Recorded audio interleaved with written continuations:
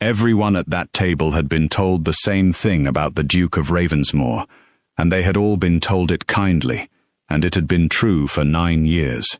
His first wife had gone to her grave without a child, and there had been no whisper against her, and so the county had arrived at the only conclusion left, and had never once said it to his face. Then the Duke married again in the spring, to a girl of 20 who had been ruined in the winter, and by September, Cassandra Ravensmoor turned her head away from a plate of food in front of 30 guests. Nobody in that room thought she was ill. Every one of them thought they knew. Before we begin, tell me in the comments what country you're listening from, and what time it is where you are. I love connecting with viewers all over the world, and if you like stories like this, subscribe. It costs you nothing, and it means everything. She had been managing it since the middle of August, and she had got rather good at it. The trick was to eat something early. If you had a piece of dry bread at 7 in the morning before you were properly awake, you could hold most of a breakfast, and if you held breakfast you could get to 2 o'clock, and if you got to 2 o'clock, you could sit through a dinner and push things about and nobody looked. What you could not do was smell hot meat at 6:30 in the evening on the 16th of September with 30 people in the room. Cassandra Ravensmoor had known it was coming for about a minute and a half. That was the worst of it, that there was a whole minute in which she sat perfectly still with her hands in her lap, doing arithmetic about how far the door was and whether she could stand up. The dining room at Ravensmoor was 60 feet long. She was at the middle of the table on the near side. There were 30 guests and 4 footmen, and the doors were behind her and to the right, and to get to them she would have to push her chair back, and stand, and walk the length of 8 people. She did the sum twice, and got the same answer both times, which was that she was not going to make it, and that trying and failing in front of the Duchess of Cleve would be a great deal worse than not trying. So she sat there. The footman came round her left shoulder with the dish, and she put her hand up. Not dramatically, just a hand held up, the way you decline anything at a table, and she turned her face away, and she put her other hand over her mouth, and she stayed exactly like that for as long as it took. It was about 8 seconds, she counted them, and in those 8 seconds the whole of that dining room stopped, in pieces, the way a room does when 30 people all decide at slightly different moments that they had better not be looking. She got her hand down. The footman had gone. Somebody down the table said something about the roads, and somebody else answered it too quickly and too loudly, and Cassandra Ravensmoor picked up her water glass with a hand that was not entirely steady, and drank about half of it. Then she looked up. Her husband was sitting 3 places to her right, because at his own table he sat where he liked, and had put her within reach on purpose in April, and had never explained why. He was not looking at her.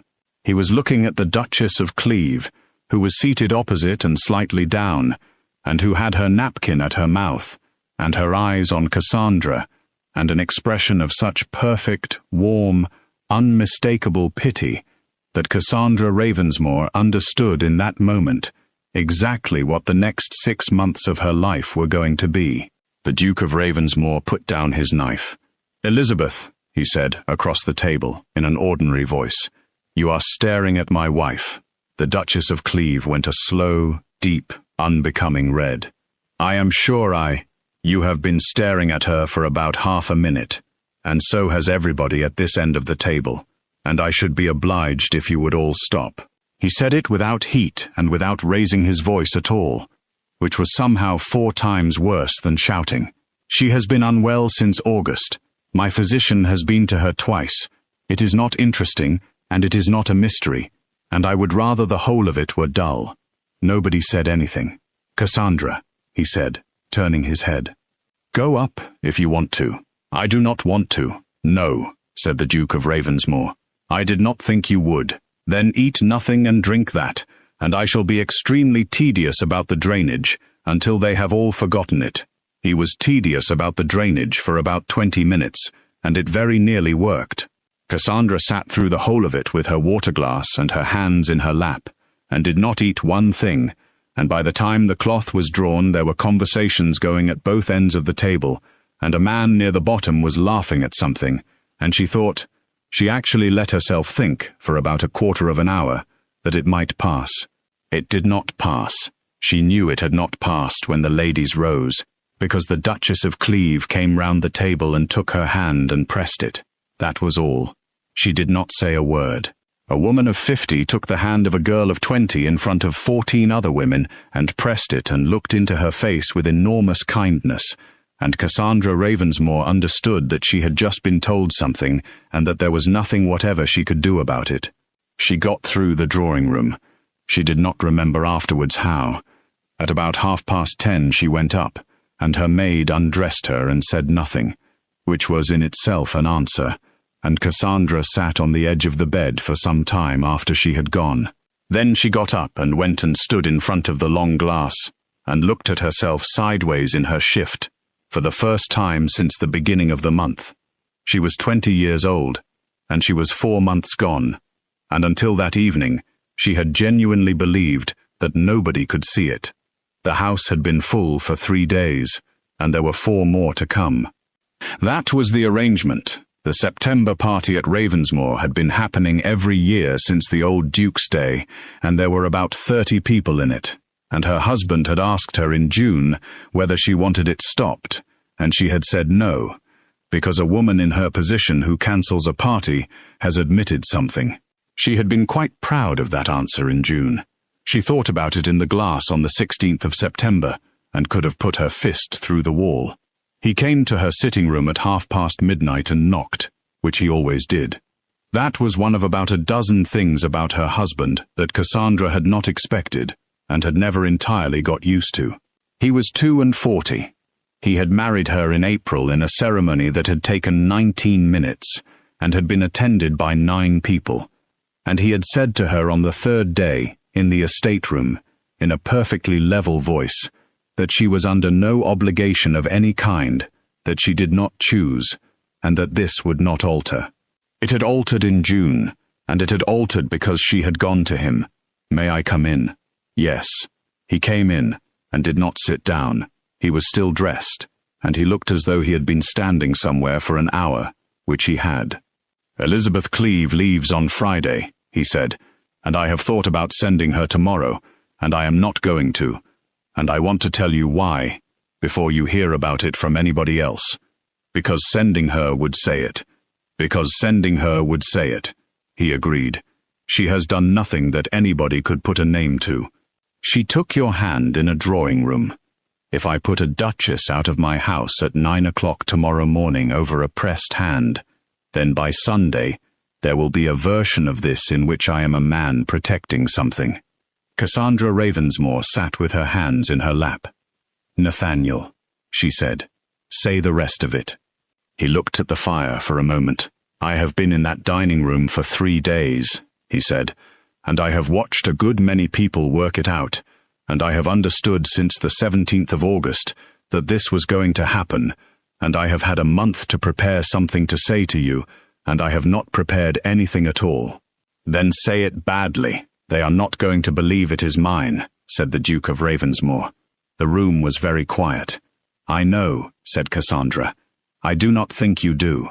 I think you know it, in the way one knows a thing in September, and I have known it in the way one knows a thing that has already happened, because it has happened to me before." He turned round. "Cassandra, my first wife was married to me for 9 years, and she never conceived. And every soul in this county decided, in about the 4th year, that this was my doing, and not one of them ever said it to me. That is what I want you to understand. Nobody said it, for 9 years, and afterwards for 4 more, and it has been the entire fact of my life, and it has never once been spoken aloud in my hearing by any person." "Then how do you—" "Because Frances told me," he said, "in the 7th year. She came to me one evening in a temper about something else entirely, and she said, 'Do you know what they say about you?' And then she was extremely sorry about it for the rest of her life, and I was extremely glad, because it was the only true thing anybody said to me in 9 years. He came and sat down at last, on the chair by the window, some way off. "And now there is going to be a child in this house," said the Duke of Ravensmoor, and there are two things that everybody in this county can believe. They can believe that they have been wrong about me for 13 years, and that a woman they have never met has proved it. Or they can believe the other thing. Which is easier? Which is easier, and which fits, and which has the enormous advantage of explaining a fact they are quite certain of? Cassandra Ravensmoor sat in her own sitting room at 1 a.m. and heard the thing that nobody had said out loud in that house since April. "And I was ruined in January," she said. Her husband did not answer for a moment. "Yes," he said. "So they have got it already. They do not have to invent one single thing. There is a girl of 20 who was compromised in the winter and married in a hurry in the spring to a man who cannot get children and who is with child by September. She heard her own voice, and it was perfectly steady, and she had no idea how. Nathaniel, I could not write a worse set of facts if I sat down for a week." "No. And you knew that in April." "I knew that in April," said the Duke of Ravensmoor, "and I married you anyway, and there is not one single person in England who is going to believe that either." What had happened in January had taken about 40 minutes, and Cassandra had spent 8 months not thinking about it in any detail. She had been 19. She had been staying at a house in Somerset with her aunt, and there had been a man of 34 who was some sort of cousin of the family, and who had been extremely pleasant to her for 4 days, and on the 5th evening he had followed her out of a room. Nothing had happened. That was the thing that had never once been of the smallest use to her. Nothing had happened because the door had opened and a woman had come in. And what that woman had seen was a girl of 19, with her back against a wall, and a man with his hand on the wall beside her head, and it had taken about a second and a half for the whole of Cassandra Fairhurst's life to reorganize itself around that instant. The woman had been perfectly kind. She had also told 4 people by the end of the week, in confidence, because she had genuinely believed she was warning them. By March there was no house in 3 counties that would receive Cassandra Fairhurst, and her father had aged about 9 years, and the man of 34 had gone to Naples, and had never at any point been mentioned by anybody as having done anything whatever. The Duke of Ravensmoor had written to her father on the 4th of April. Cassandra had never seen that letter, and had never asked to. What she knew was that her father had come into the small parlour on the 6th, with an expression she had not seen before, and had said, "Cass, there is an offer," and had then been unable to say anything else for about a minute. She had met her husband twice before she married him, once for an hour in her father's house with 3 other people in the room, and once for about 20 minutes in a garden, and in the garden he had said the only thing that had made the whole business possible. He had said, "I know that nothing happened, not I believe you, not it does not signify." He had stood in her father's garden in the middle of April, and had said that he knew, and Cassandra had asked him how, and he had said something she had thought about every week since.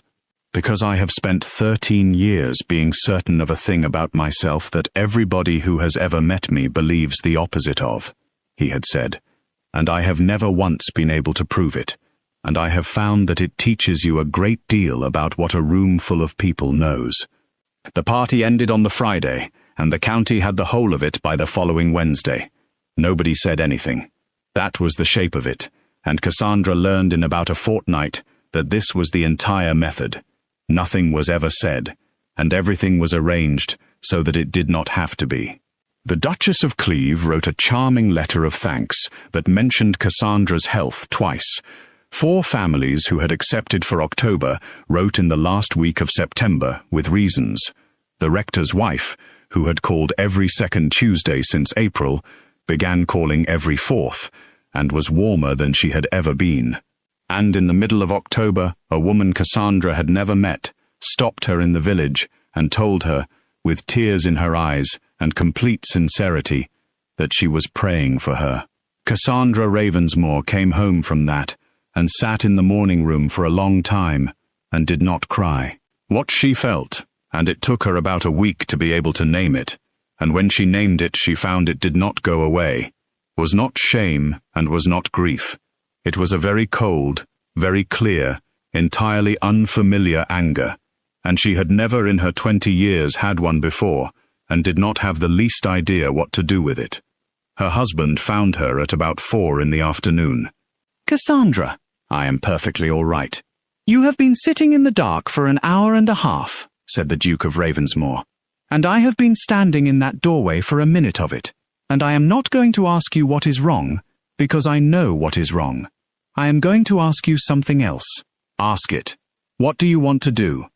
Cassandra Ravensmoor looked up at her husband in the half-dark. "I beg your pardon? You have been my wife for 6 months, and I have watched you be perfectly all right at about 40 people since the 16th of September, and you are extremely good at it, and I have not once asked you what you would like to do about any of it." He came into the room.